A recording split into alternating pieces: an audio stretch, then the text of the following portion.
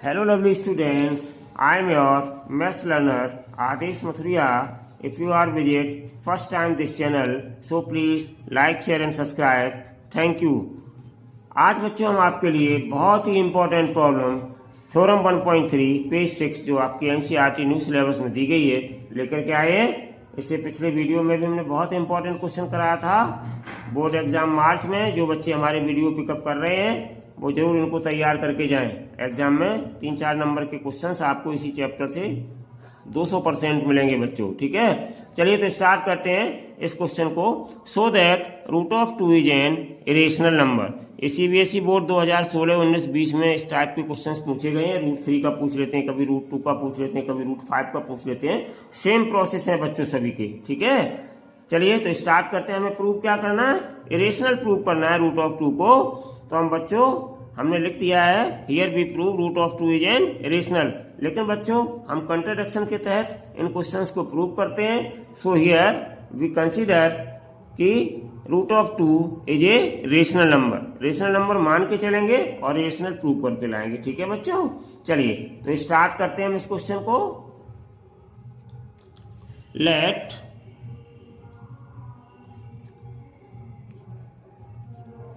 Root of 2 is a rational number, ठीक है बच्चों। और जब हमने इसको रेशनल नंबर मान लिया, ठीक है ना बच्चों, तो therefore we can write root of 2 equals to a upon b. बच्चों ए अपॉन बी की फॉर्म में मान लेते हैं, वेयर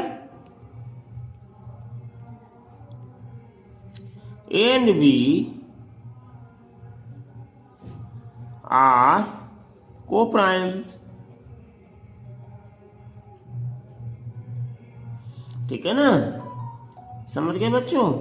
और b is not equals to 0, यहां पर b जो है वो 0 के बराबर नहीं है।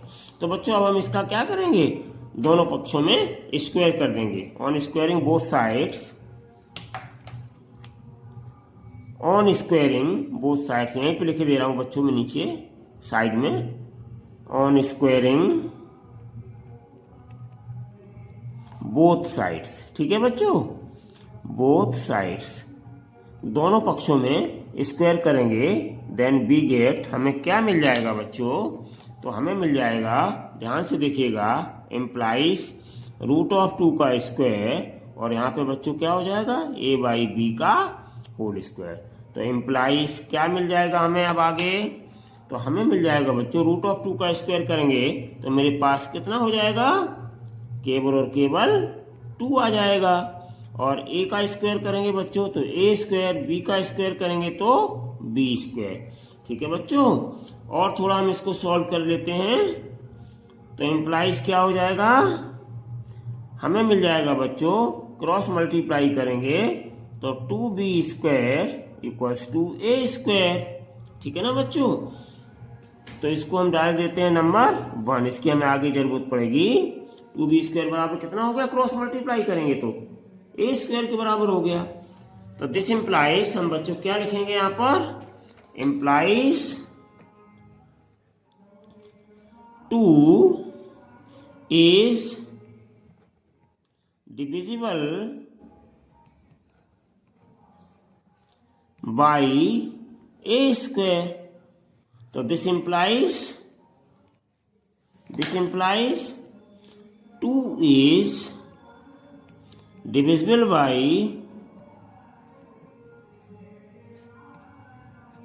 a। अगर 2 डिवाइड करता है बाई a स्क्वायर से अगर डिविजिबल है 2 तो a से भी डिविजिबल होगा। ये कौन सा थ्योरम है बच्चों, बता सकते हैं। तो यहाँ पे आप लिख सकते हैं, ये आपका बाई, यहाँ पे लिख सकते हैं बाई, मैं यहाँ पे लिख दे रहा हूं, बाई फंडामेंटल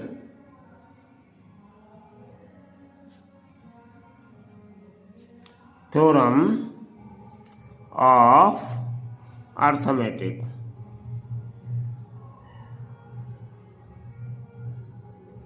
ठीक है बच्चों। Bye fundamental theorem of arithmetic. अगर आपने हमारा इंट्रोडक्शन वीडियो नहीं देखा है तभी तो मैं कहता हूं कि बच्चों पहले इंट्रोडक्शन वीडियोस देखा करें, वहां पर हमने फंडामेंटल थ्योरम आपको बताई है और पूरी तरह समझाई है। आप जिन लोगों बच्चों ने नहीं देखी है, अगर फर्स्ट टाइम हमारे चैनल पर है तो fundamental theorem of arithmetic theorem 1.3 है आपकी बुक में, तो उसको आप इंट्रोडक्शन पार्ट में जाकर के देख सकते हैं बच्चों, ठीक है, अच्छे से समझ में आ जाएगा। अब देखिए बच्चों, ये हमने निकाल लिया, इसकी हम बाद में देखते हैं। अब बच्चों हमें क्या करना है, ध्यान से देखिएगा, जो हमने अभी आपको पिछले वीडियो में बताया था रूट ऑफ पी का जो रेशनल नंबर प्रूव किया था, बिल्कुल उसी तरह चल रहे हैं। तो हमने यहां तक तो आपको निकाल लिया। अब हम एक सी, एक इंटीजर ले लेते हैं बच्चों, let c be any integer,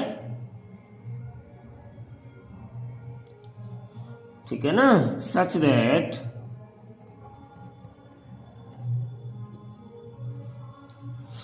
a equals to 2c, ठीक है ना बच्चों। तो अब हम क्या करेंगे, इसका फिर वही प्रोसेस अपनाएंगे। ऑन स्क्वायरिंग बोथ साइड्स, मैं यहां लिखे दे रहा हूं, ऑन स्क्वायरिंग बोथ साइड्स। ये प्रोसेस बच्चों पूरी तरह से आपको आ जानी चाहिए, ठीक है, एग्जाम में आएगा क्वेश्चन। तो देखिए ए का स्क्वायर करेंगे बच्चों तो ए स्क्वायर हो जाएगा, यहाँ 2c का स्क्वायर करेंगे 2 का स्क्वायर 4, c का स्क्वायर c स्क्वायर, इस तरीके से स्क्वायर हो जाएगा, ठीक है बच्चों। तो इसका मतलब क्या हुआ, ध्यान से देखिएगा, ए स्क्वायर इक्वल्स टू कितना आ गया 4c स्क्वायर, और यहाँ पे हमारे पास पहले कितना निकला था भाई 2b स्क्वायर बराबर ए स्क्वायर। तो देखो दोनों में बच्चों ए स्क्वायर कैसा है, कॉमन है, तो हम ऐसे भी लिख सकते हैं, इसको हम 2 डाल दें बच्चों और यहाँ पे लिख दें आगे बाई 1n2, यहाँ पे लिख दें इम्प्लाइज बाई 1n2। 1n2 से हमें क्या मिल जाएगा बच्चों, देखिए इस रिलेशन को देखिए और बच्चों इस रिलेशन को देखिए, ए स्क्वायर दोनों में कॉमन है, तो इसका मतलब क्या हुआ, हमें यहाँ पर दोनों में ए स्क्वायर कैसा दिखाई दे रहा है, कॉमन दिखाई दे रहा है 1 और 2 में। तो कॉमन की वजह से ए स्क्वायर आपका हट जाएगा, this relation equals to this relation हो जाएगा, मतलब आपका आ जाएगा बच्चों यहाँ पर इम्प्लाइज 2b स्क्वायर, ध्यान से देखिएगा, और बराबर 4c स्क्वायर आ गया। ए स्क्वायर आपका दोनों तरफ से हट गया, यहाँ से भी यहाँ से भी, क्योंकि दोनों स्क्वायर के बराबर। यही रिलेशन जब बच्चों हम रूट ऑफ 3 वाला क्वेश्चन करेंगे तो फिर आपको बताएंगे, बस यही स्टेप्स आपको पता होने चाहिए, अच्छे से प्रैक्टिस कर लीजिएगा, एग्जाम में आएगा। तो ये कितना आ जाएगा बच्चों, इम्प्लाइज, ध्यान से देखो, ये 2 से 4 आपके कैंसिल्ड आउट हो जाएंगे, तो कितना आ जाएगा implies b square equals to 2c square, ठीक है ना। तो अब b स्क्वायर इक्वल्स टू हमारे पास 2c स्क्वायर आ गया, तो इम्प्लाइज क्या हो जाएगा बच्चों, implies 2 is divisible by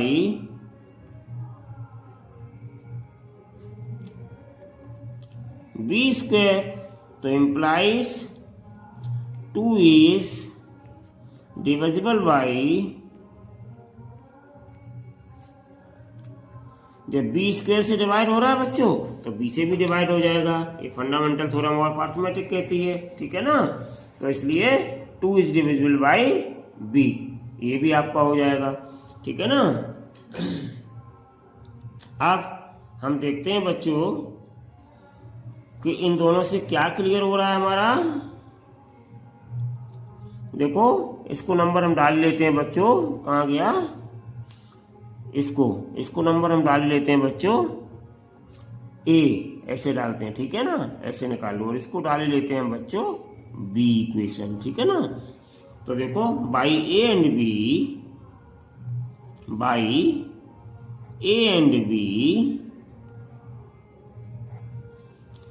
it is clear that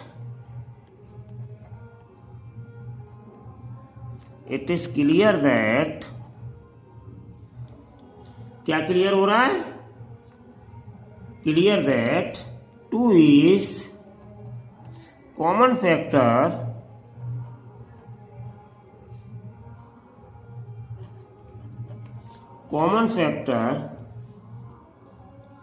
between a and b, मतलब ए और बी दोनों में 2 कैसा है, कॉमन फैक्टर है, जबकि ए एंड बी को हमने यहाँ पे बच्चों क्या कंसीडर किया था, को प्राइम्स। और को प्राइम्स का मतलब क्या होता है, ए और बी दोनों का कॉमन फैक्टर केवल और केवल 1 है। समझ गए बच्चों, जबकि यहाँ पे क्या है, 2 कॉमन फैक्टर ए और बी दोनों का निकल रहा है, ठीक है ना। Because 2 is divisible by a and b, आप लिख सकते हो यहाँ पर, बिकॉज 2 इज डिविजिबल बाई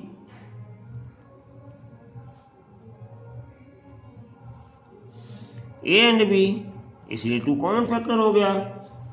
तो ये क्या है, अब हमारी ये हो गई कंट्रडिक्शन, क्योंकि जब हमने ए और बी यहाँ पे माने थे तो ए और बी में क्या है कि यहाँ पर केवल और केवल 1 कॉमन फैक्टर था, और यहाँ पे जब हमने इसको रेशनल नंबर मान के सॉल्व किया तो इसमें बच्चों 2 कॉमन फैक्टर निकल आया।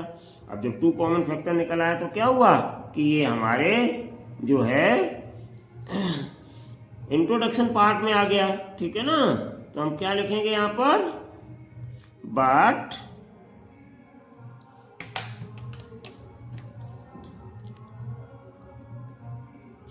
ठीक है ना, this is contradiction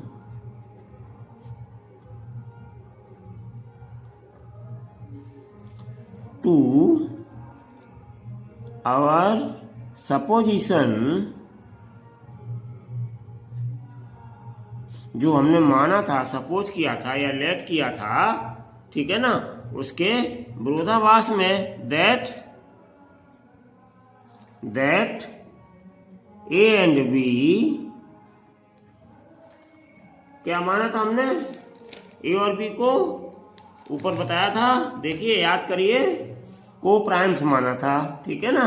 that a and b are coprimes, ठीक है ना। को प्राइम्स में क्या होता है, कॉमन फैक्टर 1 होता है, और यहाँ पे कॉमन फैक्टर कितना निकल रहा है, 2 निकल रहा है। तो दिस मीन्स दैट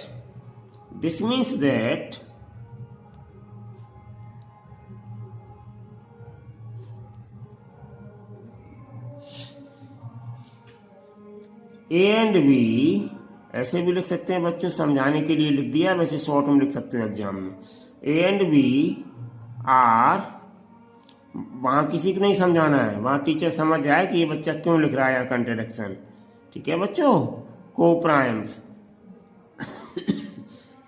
सॉरी। तो देयरफॉर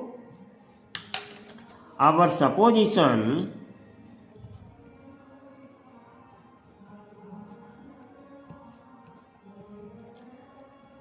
इज रॉन्ग, हमारी सपोजिशन कैसी हो गई, रॉन्ग। अब जब रॉन्ग होगी तो इसका मतलब ये रेशनल नहीं है, देयरफॉर हमारी जब सपोजिशन रॉन्ग हो गई तो यहां लिख सकते हो बच्चों, देयरफॉर √2 इज एन इरेशनल,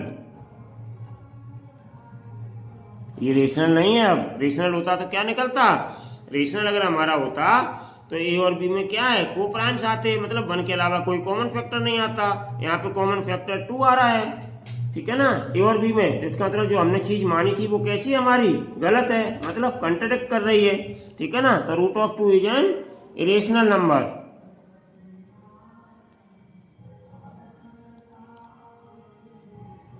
या √2 is not a rational number, उसके बाद में लिख सकते हैं hence it is an irrational number, कैसे भी लिखते हैं बच्चों, ठीक है ना।